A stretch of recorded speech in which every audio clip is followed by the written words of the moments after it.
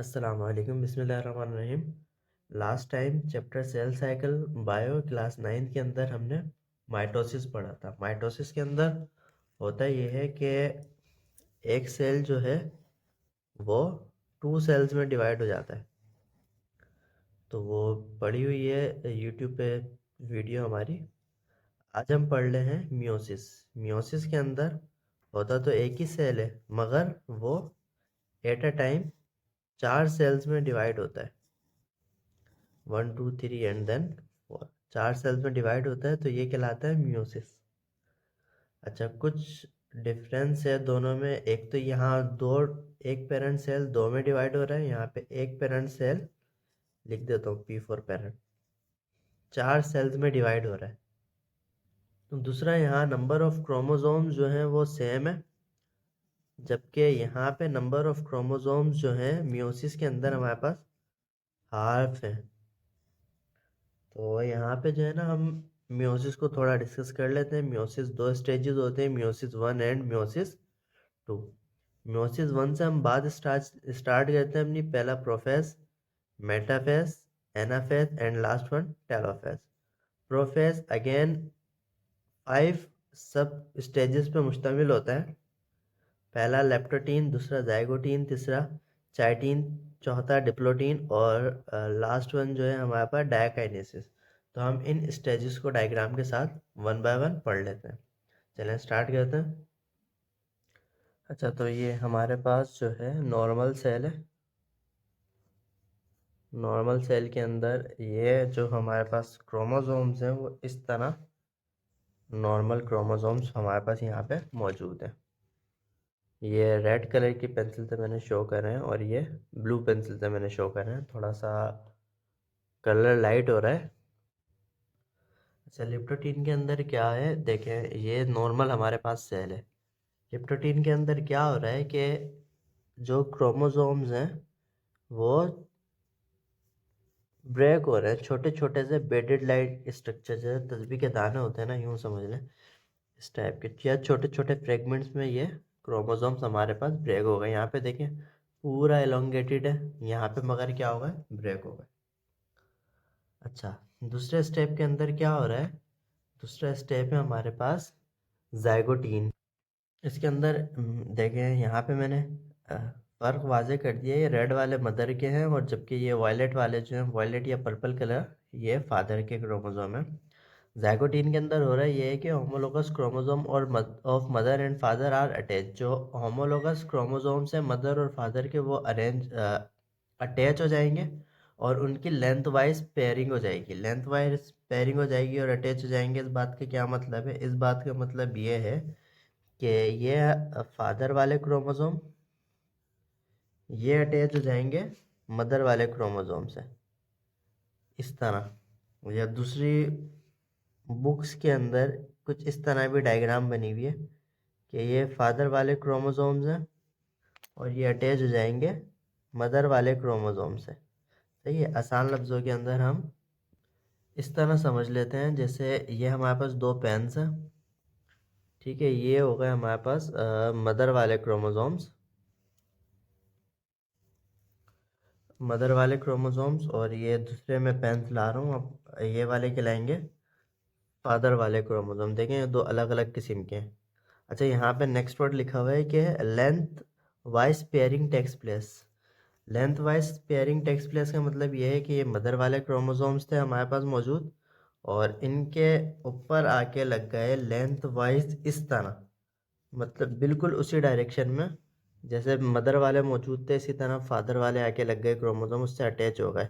देखिए ये स्ट्रक्चर ऐसे हो गया। तो ये कहलाता है लेंथ वाइज पेयरिंग और इस प्रोसेस को कहते हैं साइनेप्सिस। और इसके साथ साथ इस स्टेज के अंदर हमारे पास चिस्मेटा भी फॉर्म हो जाएगा। चिस्मेटा क्या होता है कि चिस्मेटा का मतलब ये है कि ये देखें, ये एक साइड से अरेंज हुआ हुआ है, मतलब मिले हुए हैं। ये मदर वाला था, ये फादर वाला था, दोनों क्रोमोसोम आपस में एक साइड से अटैच हुए हैं। ये जो अटैच हुए हैं ना, इस वाले स्ट्रक्चर को अटैच होने को आपस में मिले हुए हैं, इसको कहते हैं साइनेप्सिस।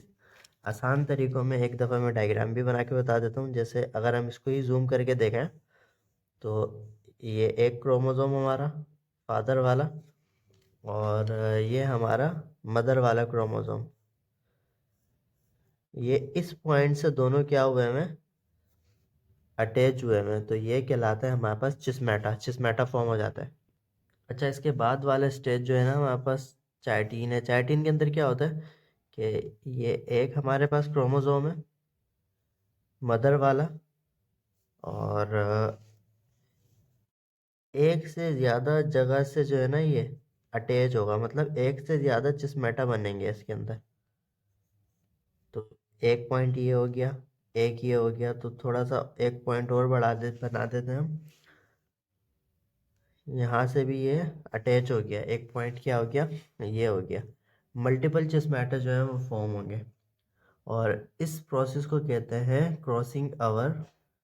अच्छा, क्रॉसिंग अवर नहीं, सॉरी, बहुत सारे चिस्मेटा फॉर्म हो जाएंगे। इसके बाद नेक्स्ट स्टेज है हमारे पास डिप्लोटीन। डिप्लोटीन के अंदर क्या है, होमोलोगस क्रोमोसोम एक्सचेंज दियर पार्ट्स। जो होमोलोगस क्रोमोसोम में इनके जो हिस्से हैं कुछ तब्दील हो जाएंगे, इस प्रोसेस को क्रॉसिंग ओवर कहते हैं। देखिए, जब यहाँ पे कुछ पॉइंट्स आपस में मिल गए, कुछ पॉइंट्स आपस में मिल गए, तो इसका कुछ हिस्सा इसके पास चले जाएगा, इसका कुछ हिस्सा इसके पास चले जाएगा। मैं डायग्राम तो ऐसे ही बना देता हूँ, मगर अभी समझा भी देता हूँ। डायग्राम बनाने के बाद ये एक क्रोमोसोम, ये दूसरा क्रोमोसोम, इसके अंदर कुछ वाज़े पता नहीं चल रहा, मगर यूँ समझ लें आप कि ये हमारे पास एक क्रोमोसोम था। जब ये इस हिस्से से ज्वाइंट हुए, ठीक है, तो रिजल्टेंट क्या हुआ कि इसका कुछ हिस्सा इसके ऊपर लग गया,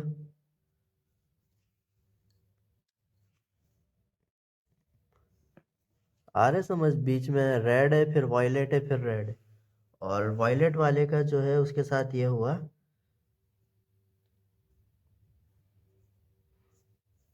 कि वायलेट वाले का कुछ हिस्सा रेड वाले के साथ मिल गया। इस प्रोसेस को कहते हैं क्रॉसिंग ओवर। इसको मैं पेन से बता देता हूँ कि ये एक हमारे पास क्रोमोसोम था पुराना वाला, वही ये हमारे पास दूसरा वाला आ गया क्रोमोसोम। ये जब दोनों आपस में मिले तो इसका कुछ हिस्सा इसके पास चला गया, जैसे यूं करके हम लगा देते हैं दो हिस्से, इसका इसके पास आ गया हिस्सा, और इसका कुछ हिस्सा इसके पास आ गया।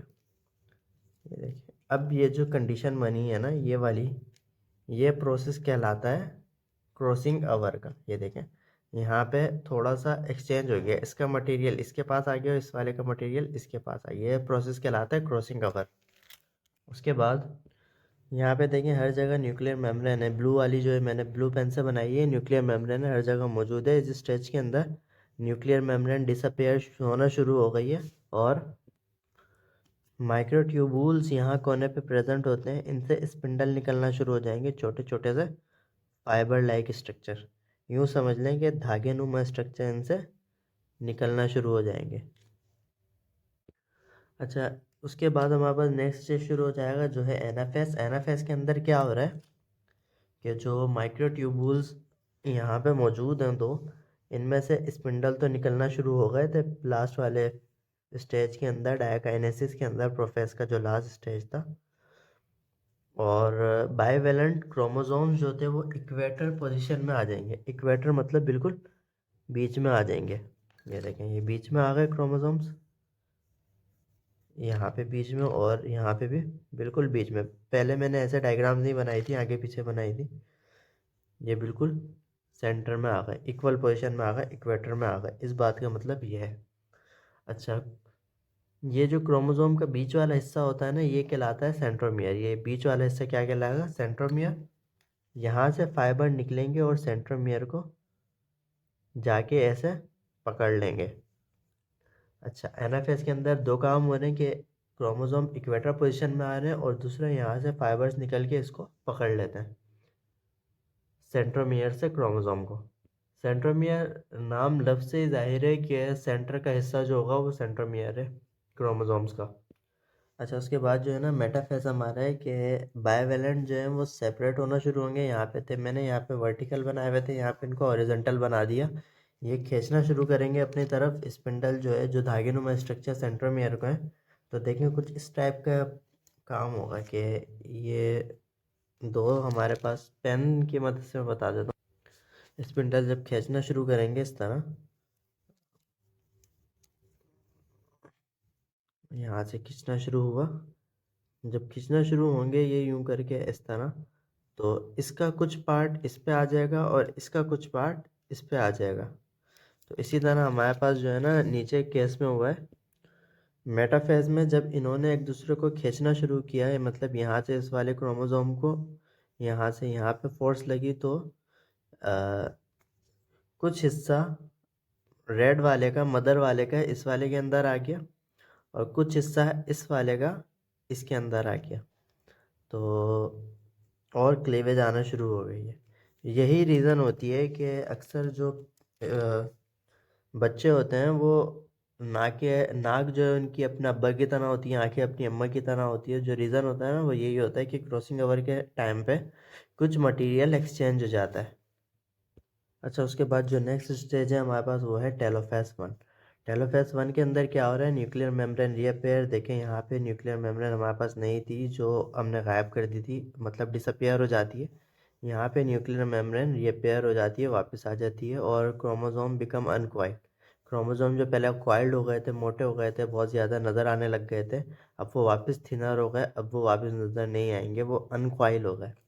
अनकॉइल का मतलब यूँ समझ लें, अगर हम दूर से धागा देखें, एक पतला सा धागा, वो हमें नज़र नहीं आएगा, मगर अगर हम दूर से रील देखेंगे हमें नज़र आएगी। क्यों? क्योंकि धागा जो है वो अनकॉइल्ड है और रील जो है वो कॉइल्ड है। अच्छा, यहाँ हमारे पास मियोसिस 1 जो है वो एंड हो जाती है।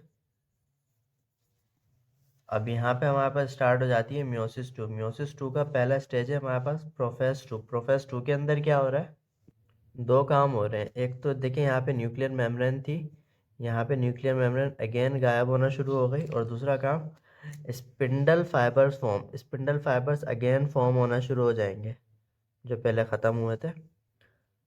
अब अच्छा, दो सेल्स मैंने यहाँ इसलिए बनाए हैं क्योंकि अब सेल जो है वो दो पार्ट्स में डिवाइड हो चुका है। जैसा मेटाफेज 1 में हुआ था, यहाँ पे भी वही काम हो रहा है मेटाफेज 2 के अंदर, कि क्रोमोसोम जो है वो इक्वेटोरियल प्लेन में आ जाएंगे, मतलब बिल्कुल एक डायरेक्शन में, इक्वल डायरेक्शन में, और बीच में आ जाएंगे बिल्कुल।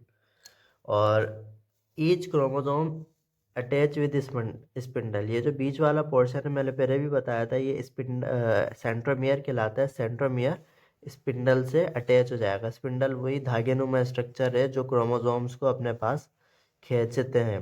अब यहाँ पे जो से न्यूक्लियर मेम्ब्रेन थी वो पूरी तरह ख़त्म हो चुकी है। अच्छा, एनएफएस 2 के अंदर क्या हो रहा है, देखिए यहाँ पे मेटाफेज 2 के अंदर अटैच्ड हुए थे स्पिंडल जो है क्रोमोसोम से।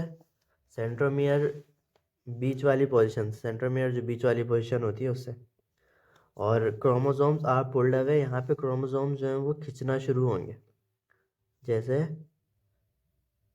प्रो एनएफएस 1 के अंदर खींचना शुरू हुए थे, यहाँ पे भी क्रोमोसोम्स खींचना शुरू हो जाएंगे। दो सेल्स डिवाइड हो गए थे पहले, अब वही दो सेल्स आगे बढ़ रहे हैं और क्रोमोसोम पुल्ड अवे होंगे। उसके बाद क्या होगा, उसके बाद हमारा नेक्स्ट स्टेज है टेलोफेज। टेलोफेज के अंदर क्या होगा कि स्पिंडल फाइबर जो है वो डिसअपियर हो जाएंगे। अच्छा, एक बात और कि इस वाले फेज के अंदर, एनाफेज के अंदर, क्लेवेज वापस आना शुरू हो जाएगा। क्लेवेज मतलब जब एक सेल है वो टूटता है तो ये जो ब्रेक होना शुरू होता है ना, ये जो पहले नॉर्मल एक सेल था हमारे पास, एक सेल था, फिर एक सेल जो है इस तरह डिवाइड होना शुरू होगा। ये जो आ रही है ना लाइनिंग आ रही है, जो अब ये दो सेल में डिवाइड हो गया, इस पार्ट को कहते हैं क्लेवेज। ठीक।